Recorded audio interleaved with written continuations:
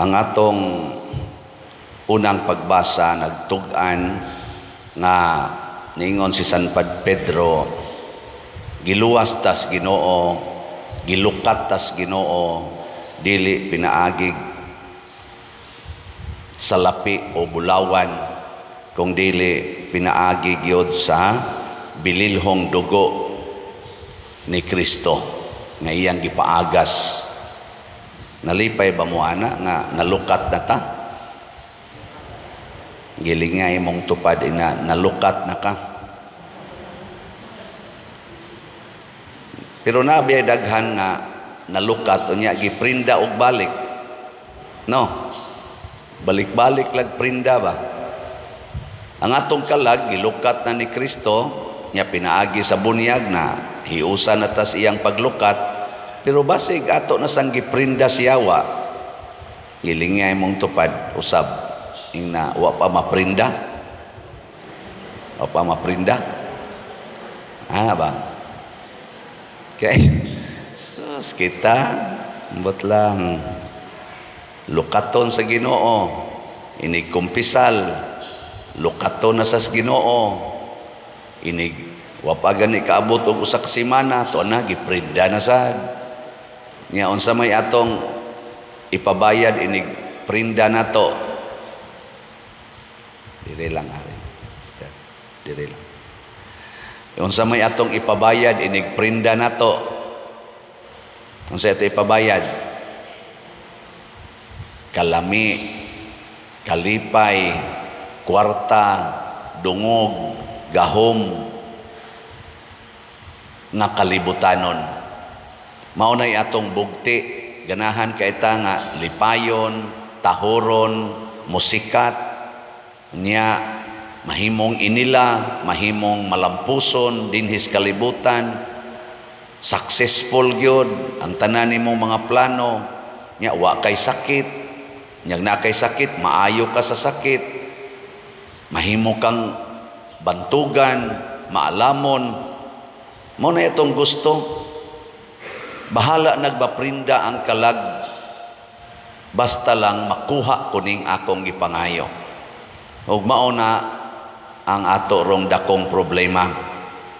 Karon ipasar na sa Kongreso ba to ang atong divorce bill. Sa una RH bill man to. Lalis-lalis ta abot sa Senado, pasar ang RH bill. Karon mao nagitagna naman ning daan. Ang gasundod sa RH bill, divorce bill na nasad, pasar na sad. Ang gasunod na sa dana, unsa na masad? Abortion bill. Sunod na sa siya. Unsa may mga rason ana nganong nipasar kay daghan na nato nakatawhan sa kalibutan. Gani murag ang Pilipinas na lang og ang Vatican kuno maoy wa mo approve og divorce bill. Tibuok mga nasod tibuok kalibutan approve na siya. Ngano man di lagi ta gusto anang magantos, di ta gusto anang mutunhay ang atong kinabuhi nga magantos ta. Kana bang intact ang family pero nangabunog ang naong, nangasamad, na tortured physically. Kinahantang ang pamilya mo padayon nga malinawon gyud, malipayon gyud, naghigugmaay gyud. Mo na atong gusto. Ilingay mong tupad. Ing na muabil ka ana. Na muabil ka ana nga bill. Muabil ka ana nga bill. Ay sus, daghan na kayong gahuwat ana. Ay na kunyog ilara. Mao na, maliwat na ta sa tanan. Munang gipahinumduman tas unang pagbasa, nga kini di ay atong kalipay sa kalibutan, dili ni permanente. Ug kanimoy atong gukoron nga malipay ta dinis kalibutan, basig ma-forfeit ang katong way katapusang kalipay. Kay duha biya ni ka-level ang kalipay na ay lumalabay, na asay tunhay. Lain na sang lingi sa imong tupad. Ing naon sa imong gustong kalipay, lumalabay o tunhay. Ang ato sang kamaro, mingon ta, pwede all of the above. No, sanay ato na sa nga maro man kita tanan. Ato man yung sagulon. Di na pwede sagulon. Muna diri sa atong unang pagbasa, niingon gyapon diri, kay nag-ingon ang kasulatan, ang tanang mga tao sama sa balili, ug ang tanan nilang katahom sama sa bulak niini, ang balili mamatay ug ang bulak malarag. Mauna unsa may atong sundon nga di mo labay ang pulong sa Ginoo. Mahimot ang anak sa Dios pinaagi sa pulong sa Ginoo, kay ang pulong sa Dios magpabilin hangtod sa kahangturan. Muna ang magsunod aning pulong sa Ginoo, dili anang mga bill nato, mga human right nga pulos ra gyud pangkalibutan, mao ra gyud tinuod nga malinawon ug malipayon. Tanawa ang nag-approve anang mga bill karon sa tibuok kalibutan, nisaka og samot ang ilang mga depressions, ang ilang hikog, ang ilang suicide, ang ilang abortions, ding sakag maayo. Porti na gid nila hinoon ka insecure sa kinabuhi gani sila mo itig pangulo aning gubat siging gubat sila'y nagpangulo ana, di ba niya moingon pa gyud ta, mo conclude pa gyud ta nga kining maong mga bill makatabang nato. Kita na mas katag. Muna ingon sila, kita na mas katag. God. Apayara god na nato, God. Panindot-nindot ka ng imong naong, sikag kiskis na imong kilay, pabuagaw na imong buhok. Nganong na may daghang kiniskis ang kilay, buagaw og buhok, paputis naong, kusmod mangyapog naong. Di man malipayon. Nagasto naman kita na sila. Nganong kusmod mangyapog naong? Naiuban mga asawa yung magpasiksita o siksi na gyud kay sila gibuwagan mangyapos bana, nangabit ra man gyapon ang bana. Ngano man na sa to pa klaro kay nastanan nga sayang nang maong mga butang, tawhanon man gud na siya, tawhanon nga kalipay, tawhanon nga katagbawan, di gina makalipay sa tinuoray. Sundara gud ang pulong sa Ginoo. Matod pa sa mga bisibipi, be honest at all times, even if others are not, even if others will, ano to? Cannot, or even if others will not. Be honest. Be truthful. Bisan ang imong asawa, nahudas ng anha nimo, hala, sunda ang pulong sa Ginoo nga, pagpabiling buutang bana ngadto sa imong yawanon nga asawa. Be willing to suffer, or vice versa. Pagpabiling buutan nga bana ngadto sa imong buangon sakto ba? Buutan nga asawa ngadto sa imong buangon nga bana. Di pwede. Kung kamo dihang tanan buangon na kay mo, ako nga pare magpabuang sa day ko kay nabuang na ako mga parishioners. Ana di ay, kung ang inyong pare buangon di ay, kamo sa di ay, mahimo sa day mong buangon. Ayaw oy. Kung ang inyong mga anak badlongon kay tanan, kamo sang mga ginikanan, magpabadlong sad mo, pinaagi na inyong sigig pamalikas, sigig yaw-yaw, takod na tang tanan. Di ba? Butangig antidote, bisan ang tambal, ang COVID, sana COVID-19, nanam sa kunuroy, sana variant, mangita maditag antidote. Niya ang antidote kanang musumpo niya, dili mo pasamot. Ang sala, ang antidote, ang paggamit sa pulong sa Ginoo. Muna ningon si Kristo diri, gusto mong musikat, mao man tawhanon man ni kaayo. Ang iyang duha ka disipulo gustong musikat, si Santiago ug si Juan, mulingkod gyud dito sa tronos langit. Ingon si Jesus, makainom ba mo sa kupa nga akong imnan? Makapabunyag ba mo sa bunyag nga akong pagadawaton? Okay kay mi anak Ginoo. Siya, sige, prove it. Nya unsaon man pagprove ba? Kay nangasuko masang napo kay pagkahibaw nila ay naunhan mis mga panuwayng dagko kami rabasad gusto rabasad mi ana ingnan ding Hesus silang tanan kamo mga buangon kay mos tanan gusto mo musikat kinahanglan mahimo gyud mong sulugoon sa tanan gusto mong mahimong gamhanan sa tanan kinahanglan magpaulipon mo sa tanan dinhis kalibutan. So kinsa man day ang pinakagamhanan para sa Ginoo, kinsay pinakamalipayon og malinawon kadtong nahigugma nga himuong sulugoon sa tanan.